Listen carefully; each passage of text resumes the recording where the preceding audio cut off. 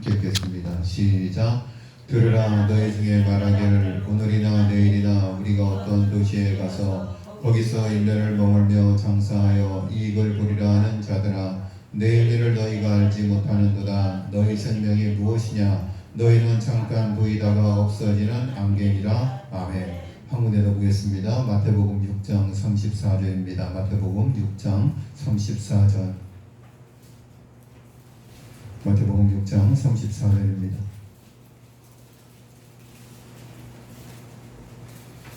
함께 읽겠습니다. 마태복음 6장 34절 시작.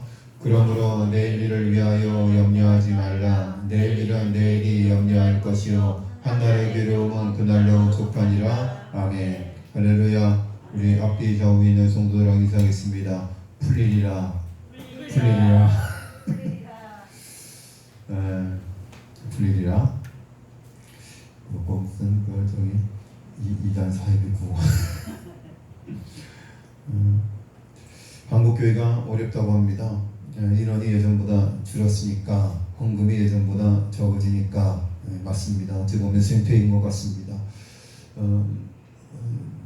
목사님하고 통화를 하는데 목사님 그런 얘기를 하시더라고요. 목사님 코로나 끝나고 나면 40% 정도 봅니다. 무슨 40%요? 그랬더니 인원이 40%는 줄 것 같습니다. 그래요.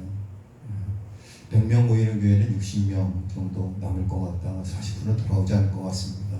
전화를 해도 받지 않고 신방을 해도 신방도 받지 않고 그렇습니다. 참 어렵습니다. 4단계 격상이 되면서 수요예배도 못 드립니다. 그래서 무슨 수요일날은 괜찮지 않아요? 그랬더니 시에서 안 나오잖아요. 그랬더니 이웃에서 신고를 한대요. 사진 찍어서 신고를 한대요. 그래서 수요예배 못 드린대요. 주일날은 이렇게 나눠서 예배 드리고 그렇게 예배 드리고 있다고 그런 얘기를 하시면서 한 40% 정도는 빠지지 않을까 싶습니다. 그런 이야기를 합니다. 이런 거 헌금이 줄면 교회가 정말 위기일까? 이런 거 헌금이 줄면 교회는 정말 쇠퇴한 걸까? 근데 성경을 아무리 봐도 이런 거 헌금의 숫자 개념으로 교회 쇠퇴를 논하지 않습니다. 헌금이 줄었다고 숫자가 줄었다고 교회가 퇴보했다, 쇠퇴했다고 이야기하지 않습니다. 더 심각한 것은 무엇이냐면 대신 영혼을 향한 눈물이 사라져버린 것을 하나님께서 안타까워하십니다. 피로사회에서 우울사회, 우울사회에서 분노사회로 가고 있는 이 시대 한국교회마저 눈물이 사라져가 버린다면 그것이야말로 쇠퇴한 교회의 모습이 아닐까 그런 생각을 합니다. 새벽마다 또 여러분 기도하실 때마다 이 나라의 민족을 위해서 또 한국교회를 위해서 우리 시동교회를 위해서 한국교회 다시 한번 회복될 수 있도록 여러분 눈물로 기도하는 저와 여러분 되셨으면 좋겠습니다. 숫자 헌금도 중요합니다만 교회를 향한 또 영혼을 향한 뜨거운 눈물이 없어지는 것이 진정한 한국교회 위기가 아닐까 그런 생각을 해봅니다. 최장학으로 투병 중인 시대의 석학 이효령 교수님은 이 시대의 키워드를 박애의 눈물 한 방울이라며 짧은 글을 남겼습니다. 박애의 눈물 한 방울. 암투병 중인 노학자가 마루에 쪼그리고 앉아 발톱을 깎다가 눈물 한 방울을 툭 떨어뜨렸다. 멍들고 이지러져 사라지다시피 한 새끼 발톱. 그 가여운 발가락을 보고 있자니 회한이 밀려왔다. 이 무거운 몸뚱이를 짊어지고 80년을 달려오느라 얼마나 힘들었느냐. 나는 왜 이제야 너의 존재를 발견하는 것이냐. 여러분 발톱을 깎다 보면 저도 애기발가락이 거의 다 죽었습니다. 발톱이 거의 자라지 않습니다. 다른 발톱은 자르는데 새끼발톱은 잘 자를 것이 없습니다. 햇빛 내리쬐는 가을날 노인은 집들하게 날아든 참새를 보았다. 어릴 적 동네 개구장이들과 새꼬챙이로 끼어 구워먹던 참새였다. 이 작은 생명을 한 폭에 날아다니는 수목화와도 같은 저 어여쁜 새를 뜨거운 불에 구워 먹었다니.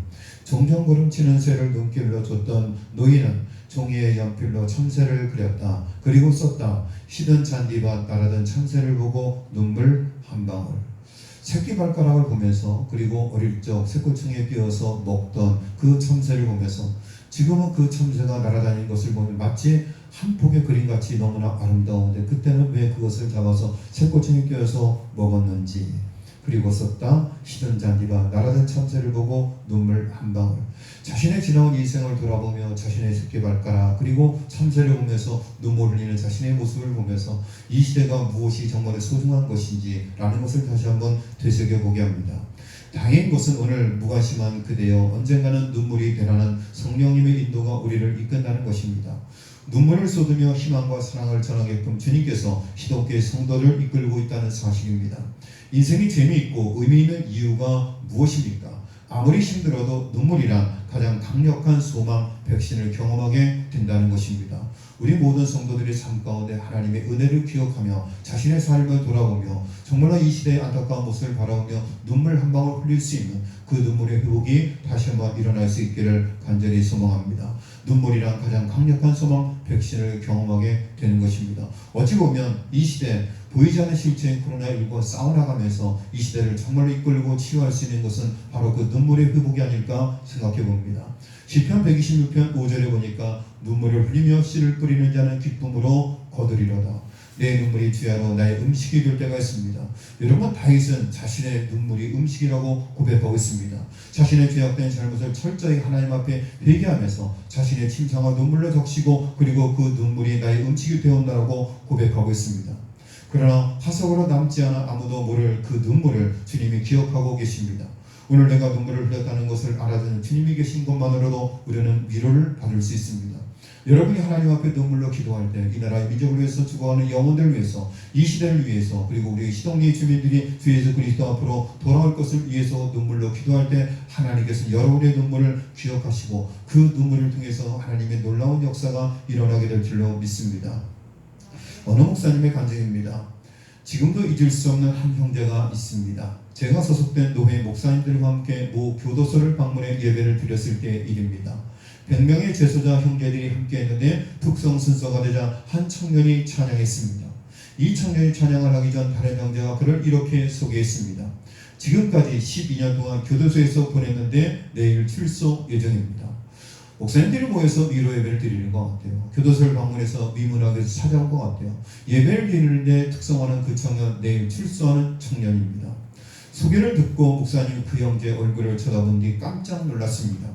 왜 놀랐을까요? 그 청년의 얼굴이 너무나 밝고 구김살 없이 해맑을 겁니다. 나이가 30대 초반으로 보였습니다. 아마 꽤 젊은 나이에 어린 나이 교도소에 들어왔을 겁니다.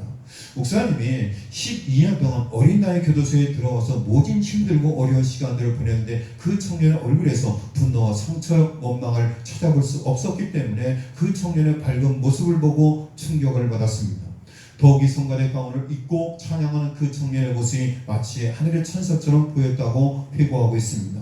그의 찬양은 입술로 부르는 노래가 아니라 온몸으로 부르는 노래였습니다. 인류 오페라 가수나 뮤지컬 가수가 부르는 노래보다 더 큰 감동을 느꼈다고 고백합니다. 그 청년의 찬양을 듣는 순간 여기가 교회인지 교도소인지 잠시 혼돈될 정도였습니다. 12년간 교도소라는 환경에서 정상적으로 성장하는 건 절대 쉽지 않을 것입니다. 여러분, 감옥에 들어와 있는 사람들이요, 죄수들이요, 자신의 죄를 인정하고 회개하는 사람은 거의 찾아볼 수 없대요. 물론 그 가운데 예수님 영접하고 예수님 믿는 사람들은 자신의 죄를 회개하고 나와서 복음 증거자로 쓰임받는 사람들도 종종 있습니다만은 대부분의 죄수들은 억울하다는 거예요. 내가 죄수가 없어서 시대를 잘못 만나서 내가 이렇게 감옥에 들어와 앉아있다는 거예요. 내가 정말로 잘못했다, 다른 사람들의 해악을 끼쳤다, 회개하고 잘못을 깨닫는 사람은 거의 없다는, 그렇기 때문에 감옥에 있는 그 시간들 동안 자신의 삶을 돌아보고 그 가운데서 원망하지 않고 분노하지 않고 상처받지 않는 것은 그만큼 힘들고 어렵다는 이야기입니다. 지금 자신의 처지를 보며 원망과 분노, 절망과 괴로움으로 악다구니 쓰는 노래를 불러야 했을 것입니다. 그러나 주님을 만나러 분노도 죄책감도 다 사라진 게 아닐까요? 이 목사님의 간증이에요. 저는 이 목사님의 글을 보면서 참 많은 부분 와닿았습니다. 우리는 크고 작은 일 때문에 상처를 받습니다. 그 상처가 다른 사람들에게 쓴물로, 쓴뿌리로 나타날 때가 얼마나 많이 있습니까? 내가 과거에 받았던 상처, 그 아픔을 나의 배우자에게, 나의 가족에게, 나의 이웃에게 쓴물로 흘려보낼 때가 얼마나 많이 있습니까? 사랑하는 시동교회 성도님 여러분, 예수님 만난 사람들은 내일 일을 염려하지 않습니다. 그리고 내 과거의 상처로 다른 사람에게 상처를 주지 않습니다. 요즘 코로나19 상황에서 많은 사람이 아파합니다. 청년들은 비정규직을 전전하며 취업을 고민합니다. 50대 가장들도 회사 상황이 불안하니 좌불난석입니다. 자녀와 가장의 모습을 지켜봐야 하는 가족들은 어떻겠습니까? 대책이 없으니 가슴앓이 할 것입니다. 그렇습니다. 파고들며 걱정할 일도 태산이고 앞날도 깜깜하고 쉽게 답이 보이지 않습니다. 그렇게 여러분, 그 어느 때보다 우리는 주님의 은혜를 힘입어야 합니다. 주님이 주신 은혜의 세계를 바라볼 수 있는 믿음이야말로 우리가 살 길이요 힘이 되는 것입니다. 교도소에서 그 청년이 부른 찬양은 바로 찬송가 438장입니다. 내 영혼이 은총 입어 높은 산에 거친 들이 슬픔 많은 이 세상도 그 청년의 찬양이 그렇습니다. 내 영혼이 은총이고 우리 모든 시독교회 성도들은 내 영혼이 은총이면 사람들입니다. 초가상간도 내 삶의 고난과 어려움이 있을지라도 슬픔 많은 이 세상에서도 낙심하지 않고 하늘 성화 가운데 위로받고 힘있게 성도의 본분 힘있는 사명 감당하는 우리 시독교회 모든 성도들 되실 수 있기를 간절히 바랍니다. 예수님께서는 무엇을 먹을까 무엇을 입을까 염려하는 이들에게 내일 일을 위하여 염려하지 말라고 말씀하셨습니다. 그러면서 염려하고 키를 한 자라도 더 할 수 있느냐고 묻습니다. 전 키는 몸의 키도 되지만 나의 목숨도 되는 것입니다. 키를 자라게 하는 일, 목숨을 늘리는 일, 이게 사람이 할 수 있는 일이겠습니까? 여러분, 키를 자라게 하고 내 목숨의 수명을 늘리는 것은 나의 영역이 아니라는 말입니다. 그것은 하나님의 영역입니다. 하나님이 하실 일이고 하나님의 영역입니다. 무엇을 입을까 무엇을 먹을까 염려하는 것은 하나님이 하실 일을 사람이 떠맡으려고 하는 것입니다. 우리는 하나님의 영역을 자꾸 침범하려고 합니다. 내가 염려한다고 키를 더 할 수 없습니다. 내가 염려한다고 더 살 수도 없습니다. 나의 영역이 아닌 것을 가지고 하나님의 영역을 자꾸 내가 염려함으로 침범합니다. 내일이라는 것은 말을 묵상하다가 번뜩 내일은 내일이 아니다라는 말이 떠올랐습니다. 내일은 내일이 아니다라는 이야기예요. 여러분 이해가 되세요? 내일은 내일이 아니라는 이야기예요. 내일 걱정거리가 있어요. 내일 고쳐 어떻게 하지? 내일 참기 어떻게 되지? 내일 날씨 정말 더운데 정말 더운데 제가 내일 백신 맞거든요. 백신 맞는다고요. 백신 50대가 그렇게 많대요. 백신 맞고 6,600 몇 건 있는데 아스트라제네카가 4,400건인가 그 정도 되고요. 제가 내일 모더나 맞거든요. 50대가 많이 아프대요. 백신 맞으면. 저도 내일 아플 확률이 높지 않습니까? 이게 뭐예요? 내일을 내가 염려하는 거예요. 아직 백신 맞지도 않았는데 그래서 어제 장로님한테 장로님 내일 백신 맞으면 혹시 아플지 모르니까 혹시 제가 아프면 새벽 예배 장로님 준비하세요. 아유 목사님은 안 아파요. 걱정하지 마요. 장로님 믿음이 훨씬 목사보다 좋은 거. 백신도 아직 안 맞았는데 내일이잖아. 내일은 내일이 아니에요. 그런데 자꾸 내일을 앞당겨서 선의자 얼마 정도 땡겨서 자꾸 염려를 하는 거예요. 내가 마음대로 할 수도 없고 내가 좌우할 수도 없고 내가 뜻대로 할 수도 없습니다. 내 생각과 내 판단이 파고 들어갈 여지가 전혀 없는 때가 바로 내일입니다. 그래서 내일은 내일이 아닙니다. 내일이 아니라면 내일은 누구의 일입니까? 국가고시학교권 김경수 입장 누구의 일이에요? 하나님의 일이라고 말씀하셨습니다. 여러분 마스크 써서 안 보이죠? 저는 보여요. 영이 물어보니까 보이는 거예요. 목사님 그랬잖아 지금. 못 들었죠? 저는 들었어요. 왜요? 귀가 열렸으니까. 당연히 내일은 하나님의 일이에요. 내일은 내일이 아니니까 내일은 하나님의 일. 그러니까 내일 일을 염려하는 것은 누구의 일을 염려하는 거예요? 하나님의 일을 내가 염려하는 거예요. 천지전능하신 하나님의 하시를 왜 우리가 떠맡아서 미리 합당해서 연습하고 예행 연습하고 공용하시냐 그런 이야기예요. 내일의 모든 것은 하나님이 결정하시고 하나님이 이끌어가십니다. 내일의 주인은 하나님입니다. 내일의 소관은 우리의 소관이 아닙니다. 내일 일도 그렇고 장래일도 그렇습니다. 내일은 하나님의 소관이기 때문에 내일에 대한 염려는 적고 내일을 온전히 하나님께 맡겨야 할 필요는 있습니다. 오늘 읽은 본문 야고보서를 보면요, 들으라 너희 중에 말하기를 오늘이나 내일이나 우리가 어떤 도시에 가서 거기서 1년을 머물며 장사하여 이익을 보리라 하는 자들아 내일 일을 너희가 알지 못하는가. 내가 1년 동안 장사해서 돈을 벌겠다는 이 말이 여러분 얼마나 허황됩니까? 허황되잖아요. 여러분 내년에 고추금이 얼마가 될지, 참깨가 한 마리에 얼마가 될지, 들깨가 얼마 될지, 여러분 쌀 20kg가 얼마가 될지 우리가 어떻게 알아요? 우리는 내일 일을 몰라요. 내일 일은 하나님이 하실 일이고 하나님의 영역이니까 우리는 맡기고 농사를 열심히 짓고 하나님께 맡기면 되는 거예요. 그런데 내가 1년 동안 어찌어찌해서 돈을 벌겠다, 얼마의 수익을 내겠다 하는 것은 정말 허황된 일이에요. 여러분 요즘같이 경기가 불안한 시대에 내가 어떤 장사를 해서 돈을 벌겠다는 것은 참 어리석은 짓이에요. 장사해서 이득을 볼지 손해를 볼지 어떻게 합니까? 요즘 코로나19 때문에 물 가는 소당 공격이 얼마나 많이 있습니까? 제가 뉴스를 보니까요, 식당 폐업하는 게 굉장히 많아요. 근데 식당을 폐업하고 나면 거기 식당을 개업하면서 들어가는 용구들이 있잖아요. 테이블 있고요, 의자 있고요, 냉장고 있고요, 식기세척기 있고요, 뭐 다양한 주방용품들이 있잖아요. 그 주방용품들을 중고로 사들이는 사람들이 있어요. 사들이는 사람들이 있는데 이제는 아예 일주일에 거래가 한 건도 안 된대요. 왜냐하면 폐업하는 가게는 이미 폐업할 만큼 다 폐업을 해버렸고 창업하는 가게는 아예 없다는 거예요. 받아놓은 물건을 길거리까지 내놓고 있어요. 그런데 일주일에 한 건도 거래가 안 돼요. 그런데 월세는 나가야 돼요. 인건비는 나가야 돼요. 세금은 내야 돼요. 그거 얼마나 힘들어요. 여러분 요즘 같은 시대에 내가 어떤 장사에서 얼마를 벌겠다라고 생각하는 것은 허황된 꿈이에요. 1년 후의 일을 우리는 어떻게 예측할 수 있습니까? 내일 일을 어떻게 장담할 수 있습니까? 내일은 하나님의 영역입니다. 우리가 신앙생활할 때 중요한 건 한 가지 뭐냐면 내가 할 일과 하나님이 하실 일을 구별하는 거예요. 더 정확하게 표현하면 내가 할 수 있는 일과 내가 할 수 없는 일이 무엇인가를 아는 거예요. 내가 할 수 있는 일은 최선을 다하고 내가 할 수 없는 일은 하나님께 맡겨야 되는 거예요. 내가 할 수 있는 일은 뭐예요? 하나님 앞에서 예배 드리는 거예요. 이건 우리가 할 수 있는 일이잖아요. 우리가 하나님 앞에 기도하는 거 우리가 할 수 있는 일이잖아요. 그러나 내가 살고 죽고 농사일, 자녀일, 장래일, 미래일, 건강 우리가 할 수 없어요. 그건 누구에게 맡겨야 돼요? 하나님께 맡겨야 돼요. 이 나라 이민도 하나님께 맡겨야 돼요. 이것이 뭐냐면 바로 하나님 주권사상이에요. 내일 일을 염려하는 것 또는 내일 일을 장담하는 것은 하나님의 영역을 침범하는 것이 되고 하나님의 주권을 훼손하는 것이 되는 겁니다.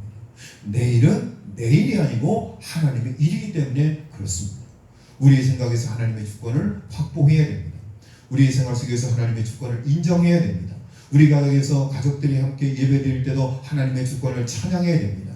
우리가 하는 모든 일을 통해서 하나님의 주권을 높여야 합니다. 이게 우리 인간의 합당한 태도입니다. 우리 모든 시도교회 성도들 내일 일을 하나님 앞에 맡기고 나아갈 수 있는 저와 여러분 될 수 있기를 바랍니다. 윌리엄 모슬러는 유명한 존스 홉킨스 의대를 설립했습니다. 영국의 의사였던 그는 최고 영예인 흥정강자 상인고수가 되고 왕실로부터 기사 자기를 받았습니다. 그러니까 영국에서 기사 자기를 받았다는 것은 가장 영예로운 자리에 올랐다는 것을 의미합니다. 그가 이렇게 성공할 수 있었던 것은 그가 푼대기 의사일 때 우연히 읽게 된 토머스 칼라일의 글 한 토막 때문이었습니다. 우리의 중요한 일은 먼 곳에서 희미하게 보이는 것을 보는 것이 아니라 눈앞에 똑똑하게 보이는 일을 하는 것이다. 이게 무슨 일이냐면 장래의 먼 일, 희미한 일, 잘 보이지도 않아요. 그런 거 갖고 걱정하지 말고 당장 내 눈앞에 똑똑하게 선명하게 보이는 그 일에 집중하는 것이 현명하다라는 얘기예요. 여러분 지금 내 눈앞에 똑똑히 보이는 선명한 일, 내가 해야 될 가장 명확한 일은 무엇입니까? 하나님 앞에 성도로서 예배의 본분을 다하는 것이고 내가 직장인은 직장에 나와서 열심히 일하는 것이고 내가 농부라면 열심히 수확물을 거둬들이는 것이고 깨끗하고 맛좋고 건강한 먹거리를 만들어서 파는 것이고 그것이 내가 해야 될 일이에요. 장래에 희미하게 보이는 일, 뚜렷하는 일 갖고 고민하지 말라는 거예요. 당장 눈앞에 내가 해야 되는 일, 내가 무엇을 해야 되는 일, 그리고 내가 할 일은 내가 하는 것이고 내 영역이 아닌 것은 하나님 앞에 맡기고 내려놓는 것, 그것이 현명한 자이고 지혜로운 삶이다 라는 이야기예요. 희미하게 보이는 내일을 염려하지 말고 오늘의 최선을 다하는 말입니다. 유명해진 디오슬로는 예일대 연설에서 미래는 오늘이다. 여기에 내일이란 없다. 사람이 구원받은 날은 바로 오늘이지 내일이 아니다. 희미한 미래를 갖고 걱정하고 염려하지 말라는 거예요. 앞으로 10년, 20년 뒤를 걱정하지 말라는 거예요. 당장 오늘, 내일 내가 무엇을 해야 되고 내가 성도로서 어떻게 살아가야 되는가, 나의 할 일은 무엇인가 라는 것을 명확히 깨닫고 그 일에 최선을 다하고 내일 일을 하나님 앞에 맡기는, 그래서 진심으로 하나님과 동행하는 삶을 살아가는 저와 여러분 되시길 바랍니다. 하나님을 믿는 사람들은 모든 것을 하나님 앞에 맡기고 평안 중에 살아갑니다. 염려하고 걱정한다고 더 나아지는 일은 없습니다. 하나님의 모든 것을 주관하고 계심을 믿고 기도하며 맡겨야 됩니다. 아무것도 염려하지 맙시다. 담대히 나아갑시다. 이런 우리 모든 성도들 되시기를 주님의 이름으로 간절히 축원드립니다. 사랑과 내가 많은